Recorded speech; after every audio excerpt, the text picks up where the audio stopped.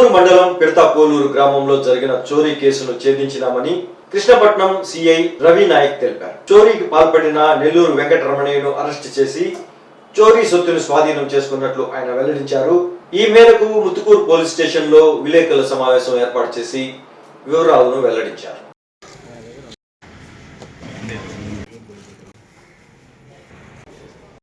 సుమారు 5 రోజుల క్రితము ముతుకూరు మండలం పిడతాపోలూరు గ్రామం కట్టకిందపల్లి వడ్డిపాలెం గ్రామంలో సుమారు 6 లక్షలు క్యాష్ ఇంట్లో నుంచి దొంగతనం చేసి తీసుకొని వెళ్ళిపోవడం జరిగింది.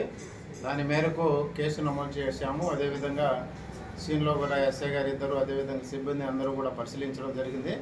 దాంట్లో భాగంగానే ఆ రోజు కేసు నమోదు చేసి ముద్దాయి కోసం వెతుకుతూ ఉంటే ఈరోజు మధ్యాహ్నం సుమారు 2 గంటల ప్రాంతంలో నెల్లూరు వెంకటరమణయ్య అదే గ్రామానికి చెందిన వ్యక్తి అంతకుముందు గతంలో ఆమె దగ్గర వడ్డీకి డబ్బులు తీసుకోవడం జరిగింది.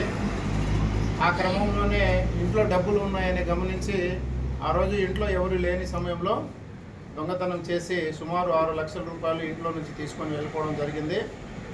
కాబట్టి ముద్దాయిని ఈరోజు 2 గంటల ప్రాంతంలో పట్టుకొని అతని వద్ద నుంచి 6 లక్షల రూపాయలు రికవరీ చేయడం జరిగింది. దీంట్లో ముఖ్యంగా మన ముతుకూరు ఎస్ఐ గారు, అదేవిధంగా పోర్టు ఎస్ఐ శ్రీనివాసరెడ్డి, విశ్వనాథ్ రెడ్డి, అదేవిధంగా రమణ, నాగార్జున కానిస్టేబుల్స్ అందరూ కూడా చక్కగా పనిచేశారు.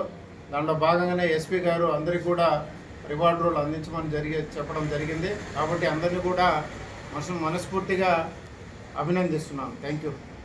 గతంలో ఏం లేదు, ఫస్ట్ కేసు కాబట్టి డబ్బులు ఉన్నాయని ఆమె దగ్గర నుంచి వడ్డీకి తీసుకొని అదేవిధంగా అప్పులు ఉన్నాయనే ఉద్దేశంతోనే దొంగతనం చేయడం జరిగింది. గతంలో ఇతనికి క్రైమ్ రికార్డు ఏం లేదు.